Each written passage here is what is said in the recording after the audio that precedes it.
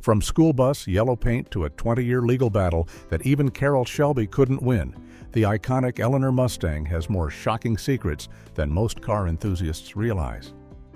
Whether it's the stunt driver who knocked H.B. Halicki unconscious at 100 mph or the bridge that closed for the first time in history, these bizarre tales go far beyond Hollywood glamour. Here are 15 weird facts you didn't know about Gone in 60 Seconds Eleanor Mustang. Fact 1.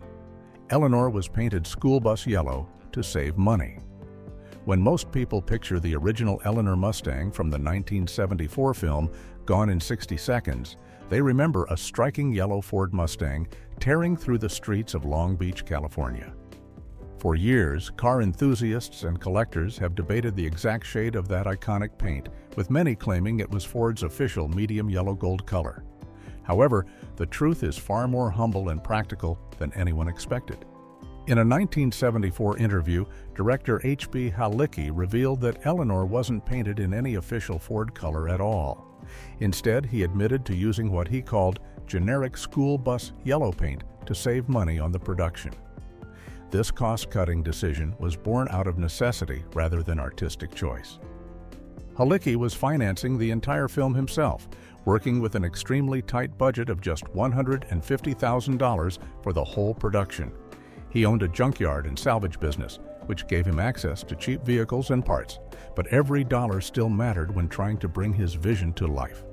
School bus yellow paint was readily available, inexpensive, and required no special mixing or color matching, making it the perfect solution for a filmmaker who was already wearing multiple hats as writer, director, producer, and star of his own movie.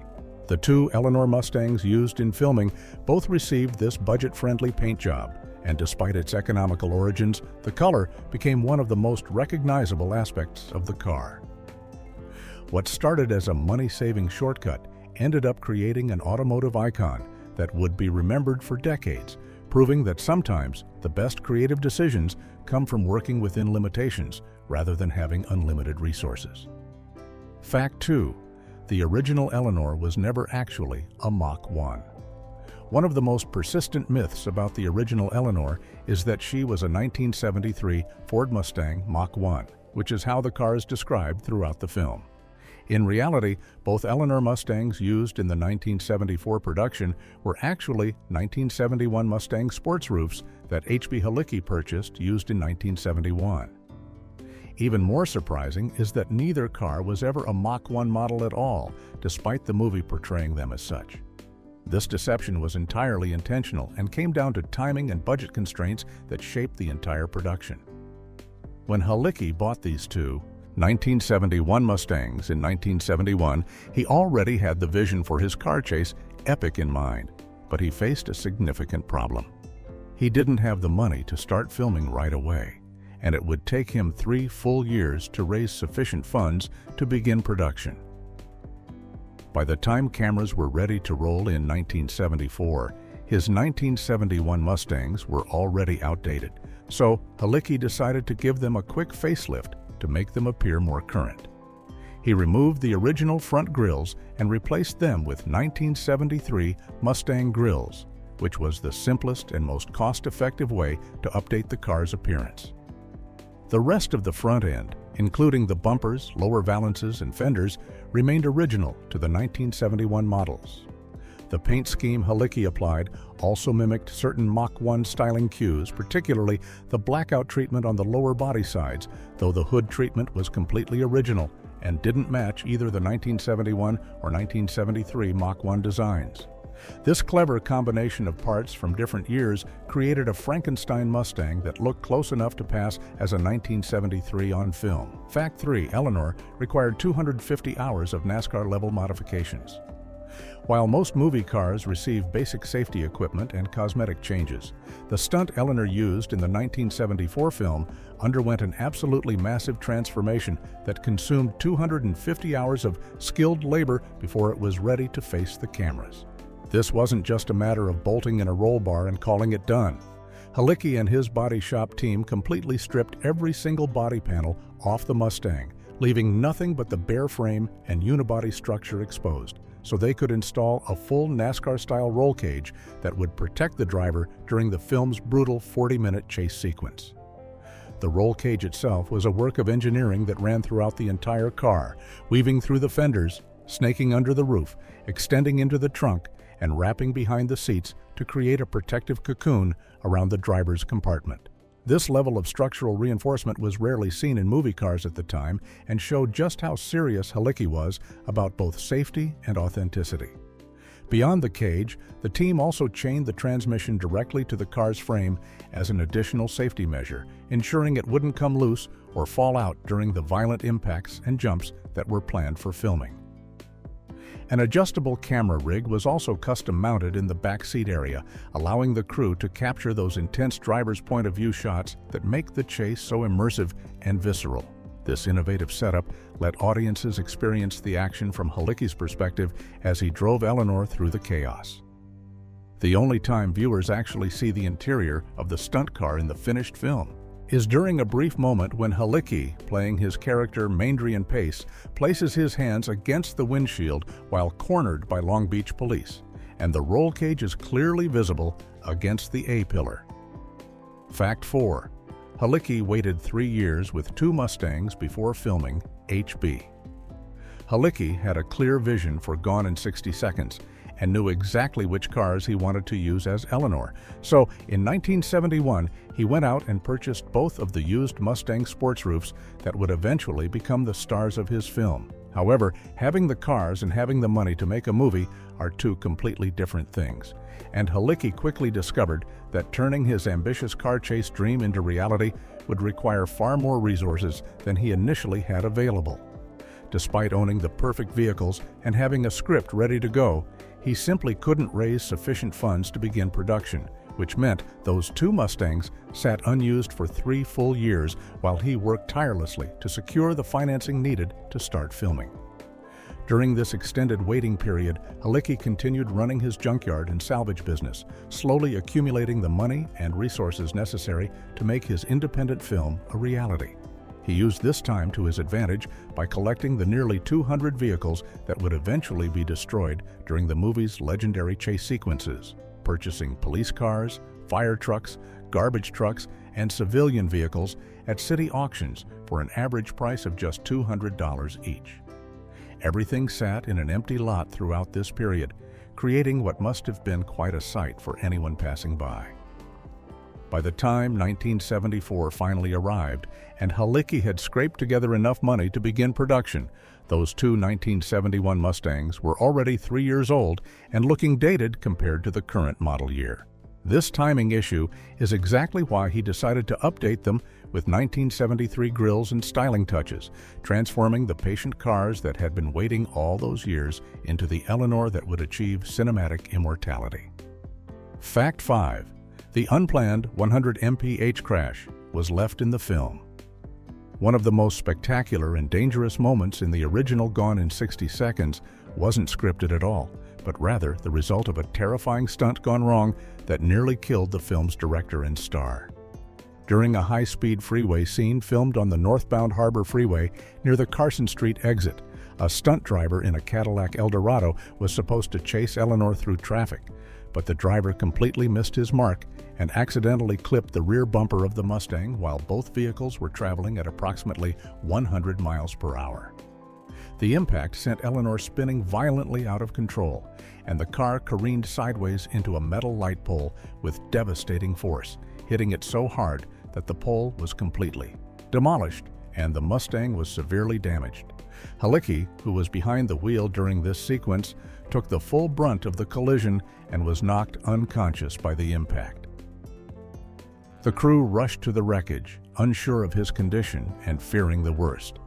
But when Halicki finally came to and regained consciousness, his very first words were not about his injuries or the destroyed car, but rather a filmmaker's question that showed his absolute dedication to the project. He asked, "Did we get coverage?" wanting to know if the cameras had captured the accident on film. Production was immediately halted for 3 weeks while Halicki recovered from his injuries, but true to his resourceful nature and determination to waste nothing, he decided to incorporate the real accident footage into the final cut of the movie. The crew even returned to the crash site later to film additional shots of Eleanor driving away from the demolished light pole, making the unplanned disaster an integral part of the film's legendary chase sequence. Fact 6. Halicki drove with a broken back to finish filming. The climactic finale of Gone in 60 Seconds features one of the most impressive car jumps ever filmed, with Eleanor launching into the air over a pile of wrecked vehicles on 190th Street in Redondo Beach, California. The stunt was genuinely remarkable, with the Mustang achieving a height of 30 feet while covering a distance of 128 feet through the air before crashing back down to earth. What makes this jump even more incredible is that Halicki insisted on driving the car himself rather than using a stunt double, and the landing came at an enormous physical cost that would affect him for the rest of his life. When Eleanor's front end slammed into the pavement after that massive jump, the impact was so severe that Halicki compressed 10 vertebrae in his spine, essentially crushing multiple bones in his back in a single catastrophic moment. The modified Mustang miraculously survived the brutal nose-first landing and continued running, but Halicki's body had absorbed tremendous trauma.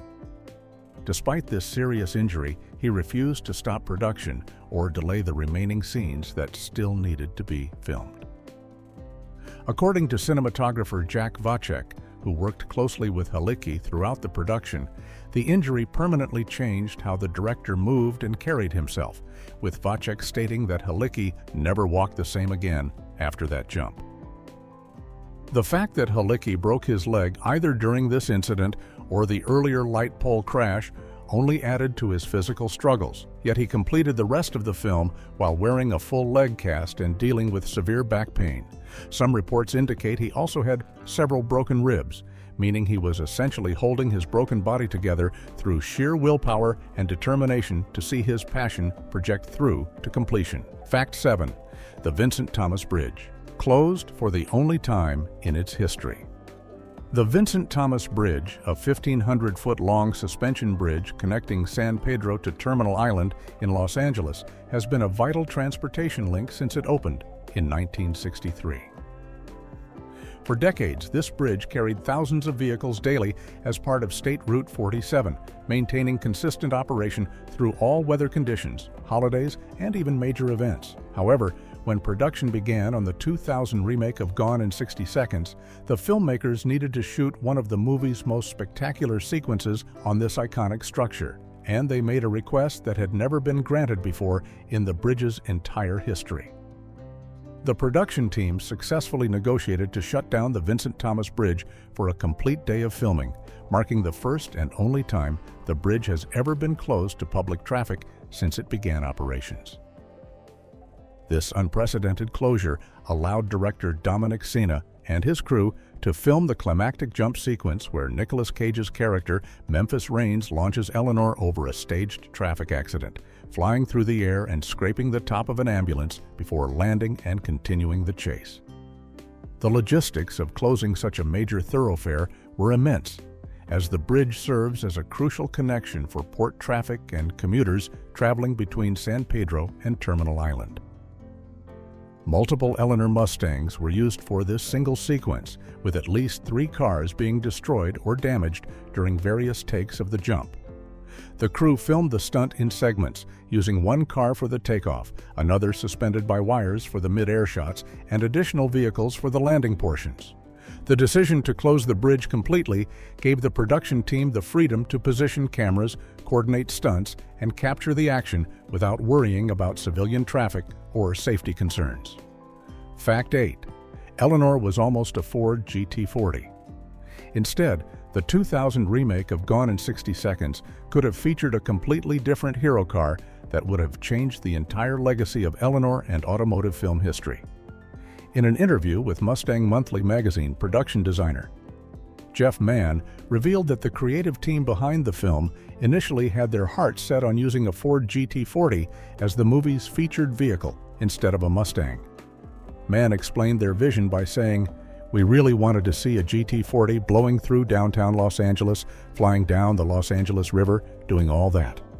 Exciting action, painting a picture of what could have been an absolutely spectacular chase sequence with one of the most legendary race cars ever built." The Ford GT40 seemed like the perfect choice on paper, especially for a film that would feature an impressive roster of exotic cars, including Ferraris and Lamborghinis, that the crew needed to steal. Having Eleanor be a GT40 would have elevated her status to match those high-end European supercars and created some truly memorable visuals. However, the production team quickly ran into a problem that even their substantial $90 million budget couldn't solve. Building a fleet of GT40s for the film would have been prohibitively expensive, even for a major Hollywood production backed by Disney and producer Jerry Bruckheimer. The cost of acquiring multiple original GT40s would have caused outrage among car enthusiasts and collectors, while building convincing replicas from scratch would have consumed far too much of the budget and production time. Faced with these practical and financial realities, the team abandoned the GT40 idea and returned to Mustangs as their hero car. They ultimately chose a 1967 Shelby GT500 as the foundation, which allowed them to create a vehicle that could hold its own against the exotic cars while remaining practical for filming. Fact 9. The 2000 Eleanor's wheels were inspired by the GT40. Even though the Ford GT40 never made it into the 2000 remake as the hero car, the production team found a clever way to pay homage to their original vision and keep a piece of that legendary race car in the final design. When Steve Stanford and Chip Foose were working together to create Eleanor's distinctive custom look, they made sure to incorporate design elements that would give the Mustang a more exotic and race-bred appearance that could stand alongside the Ferraris and Lamborghinis featured in the film. One of the most significant tributes to the abandoned GT40 concept came in the form of Eleanor's wheels, which were directly inspired by and styled after the iconic wheel design of the Ford GT40. The wheels chosen for Eleanor were 17-inch Schmidt wheels that featured a design language clearly borrowed from the GT40's famous wheel pattern, giving the Mustang a visual connection to Ford's legendary endurance racer that dominated Le Mans in the 1960s. This wasn't just a random styling choice, but rather a deliberate decision to infuse some of that GT40 DNA into Eleanor's overall aesthetic and help elevate the car's presence on screen. The Halabrand-style wheels wrapped in Goodyear Eagle F1 tires gave Eleanor an aggressive, planted stance that suggested serious performance capabilities while nodding to Ford's racing heritage.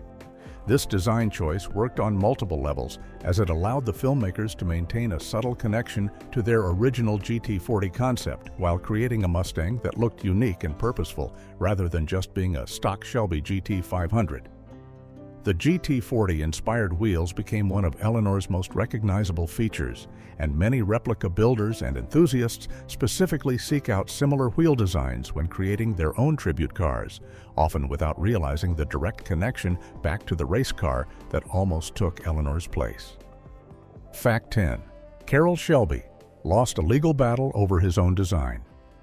In one of the most ironic twists in automotive legal history, Carroll Shelby, the legendary designer whose original 1967 Shelby GT500 served as the foundation for the 2000 Eleanor, found himself unable to produce replicas of the very car that was based on his own creation. After seeing the enormous popularity of the 2000 remake and recognizing the massive demand from enthusiasts who wanted their own Eleanor, Shelby decided in the early 2000s to enter into licensing agreements with specialty car builders to produce Eleanor replicas. This seemed like a logical business decision, as the movie car was essentially a modified version of his iconic Shelby Mustang, and he owned the trademark rights to the Shelby name and design. However, Denise Halicki, the widow of original Gone in 60 Seconds creator H.B. Halicki, had her own ideas about who controlled the Eleanor name and likeness. She promptly filed a lawsuit against Carroll Shelby and the companies he was working with, claiming that she owned the copyright to Eleanor as a character and that Shelby's replica production violated her intellectual property rights. The legal battle dragged on for several years, with both sides presenting arguments about ownership and rights, but ultimately the courts ruled in favor of Denise Halicki in 2008. The ruling by the United States Court of Appeals for the Ninth Circuit confirmed that Halicki owned the rights to Eleanor's distinctive features and appearance, meaning that even Carroll Shelby, whose original GT500 design formed the basis of the movie car, could not legally produce unauthorized Eleanor replicas. This precedent sent shockwaves through the automotive community and established that if the legendary Carroll Shelby couldn't build Eleanor tributes without permission, nobody else stood a chance either. Fact 11. A YouTuber had his car seized for building an Eleanor. The aggressive enforcement of Eleanor copyright protection reached into the world of social media in 2020 when a popular automotive YouTube channel called B is for Build became the target of legal action that shocked the car community. The channel's creator, Chris Steinbacher, had been documenting his ambitious project to build a 1967 Shelby replica using a 2015 Mustang as the donor vehicle, and he openly referred to his creation as Eleanor throughout the video series. The build videos were extremely popular with his audience, showcasing the complex process of transforming a modern Mustang into a tribute to the iconic movie car with detailed fabrication work and custom modifications. However, Denise Halicki's legal team was monitoring online content related to Eleanor, and they filed a lawsuit against Steinbacher in May of 2020 for copyright infringement. The case moved through the courts quickly, and it was ultimately found in Halicki's favor, resulting in consequences that went far beyond just a financial settlement. As part of the lawsuit's resolution, Steinbacher was forced to physically relinquish the custom-built car he had spent countless hours and significant money creating, essentially handing over his project to Halicki's team. The loss of the vehicle itself was devastating enough, but the legal action also required him to remove approximately 14 videos from his YouTube channel that documented the Eleanor build process. This case sent a clear message to the automotive community and content creators that building and sharing Eleanor tribute projects online, even for educational or entertainment purposes, could result in serious legal consequences. The incident sparked widespread debate among car enthusiasts about intellectual property rights, fair use, and whether such aggressive enforcement was appropriate for fan-built tribute vehicles that celebrated the movie's legacy. Fact 12. Eleanor received star billing, a first for any car. While plenty of iconic cars have appeared in movies over the decades, from James Bond's Aston Martin to the DeLorean time machine in Back to the Future, none of them achieved the unique distinction that Eleanor earned in the original 1974 Gone in 60 Seconds. H.B. Halicki made the unprecedented decision to give Eleanor official star title credit in the movie's opening credits, listing the car right alongside the human actors as if she were a cast member with speaking lines. This wasn't just a cute marketing gimmick or a throwaway joke in the credits, but rather a genuine acknowledgement that the yellow Mustang was truly the star of the film and deserved recognition as a character in her own right. The decision to credit Eleanor this way was both bold and accurate, as the car genuinely carries much of the film's emotional weight and screen presence. Eleanor appears on screen for nearly half of the movie's 105-minute runtime, with the final 40-minute chase sequence focusing almost entirely on the Mustang's journey through the streets of Long Beach and surrounding areas. Even legendary Ford executive Lee Iacocca, who was interviewed for the 25th anniversary DVD release of the film, acknowledged this unique achievement by noting that cars are often featured in films, but never one where the lead was actually the car itself. This star billing set Eleanor apart from every other movie car, before or since, creating a legacy that has never been matched by any other Ford Mustang in cinematic history. While other famous Mustangs, like the Bullitt car, driven by Steve McQueen, have achieved iconic status, none of them received the formal recognition of being listed in the credits as a starring character, making Eleanor's credit truly one of a kind and cementing her place in automotive and film history. Fact 13. Real fire trucks accidentally appeared in the original film 1.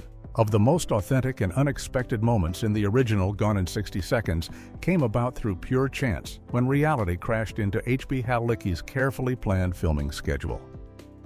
During production of the 1974 film, Halicki and his crew were shooting scenes on the Vincent Thomas Bridge, where they had staged what appeared to be a serious traffic accident as part of the movie's extended chase sequence. The fake crash scene was set up to look realistic, with damaged vehicles positioned across the lanes of the bridge to create the illusion of chaos that Eleanor would need to navigate through during the pursuit. However, while the cameras were rolling and the staged crash was blocking both lanes of traffic on the bridge, two real Long Beach Fire Department trucks came racing up to the scene, their sirens blaring and lights flashing as they responded to what they believed was an actual emergency call somewhere beyond the bridge. The firefighters found themselves completely blocked by Halicki's staged crash and couldn't proceed until the production vehicles were cleared out of their way, creating an unexpected delay for the emergency responders who had no idea they had driven into the middle of a movie set. Halicki, always thinking like a resourceful, independent filmmaker looking to maximize every opportunity, immediately recognized the value of this unplanned moment. He quickly instructed his camera crew to start filming the real fire truck sitting there on the bridge, capturing genuine emergency vehicles that added another layer of authenticity to the chaotic chase sequence. Rather than treating this interruption as a problem or wasting the footage, Halicki found a place in the final edit to incorporate these real fire trucks, seamlessly blending the accidental documentary moment into his fictional car chase. Fact 14. The hero, Eleanor, was mysteriously crushed. The fate of the two Eleanor Mustangs used in the original 1974 film took dramatically different paths, with one becoming a cherished piece of cinema history, while the other met a surprisingly unceremonious end. The stunt Eleanor, which endured the brutal 40-minute chase sequence and bore all the visible battle scars from hitting the light pole, performing the massive jump, and countless other impacts, somehow survived filming and continues to exist today. This battered and damaged Mustang has been preserved in its unrestored condition and is regularly displayed at automotive museums, most notably the Peterson Automotive Museum in Los Angeles, where visitors can see all the dents, scrapes, and damage that tell the story of its on-screen punishment. The hero Eleanor, however, has a much more mysterious and unfortunate story. This was the pristine, undamaged Mustang that was kept in perfect condition throughout filming and used exclusively for beauty shots, close-ups, and any scenes that required the car to look clean and new. According to cinematographer Jack Votzek, who discussed the production in the film's DVD commentary, this hero car was not modified extensively beyond receiving the matching paint job, grille change, and seat swap with the stunt car, making it essentially a plain 1971 Mustang underneath the cosmetic changes. What makes this car's fate even stranger is that Halicki himself claimed during the 1974 premiere that the hero Eleanor had been crushed and destroyed. Whether this happened immediately after filming wrapped or sometime later remains unclear, but the fact that Halicki would allow this relatively intact and historically significant vehicle to be destroyed while preserving the heavily damaged stunt car raises questions that have never been fully answered by those involved with the production. Fact 15. Eleanor lost copyright protection after a 2025 court ruling. After 2 decades of aggressive legal enforcement that saw cars seized, lawsuits filed against major manufacturers and YouTube creators forced to surrender their builds, the Eleanor copyright saga finally came to a dramatic conclusion in May of 2025. The U.S. Court of Appeals for the Ninth Circuit issued a landmark ruling that fundamentally changed everything for Eleanor enthusiasts and builders around the world. Carroll Shelby Licensing and the Carroll Shelby Trust had filed suit against Denise Halicki, challenging her long-held claims that Eleanor qualified for character copyright protection similar to what had been granted to fictional characters like the Batmobile in previous court cases. The court applied what's known as the towel test, which was established in a 2015 case involving Batmobile replicas to determine whether Eleanor met the legal requirements to be considered a copyrightable character. This test examines 3 key criteria: whether the character has both physical and conceptual qualities, whether it has consistent and recognizable traits across appearances, and whether it is especially distinctive compared to similar works. The appeals court conducted a meticulous review and concluded that Eleanor failed on all 3 prongs of this test.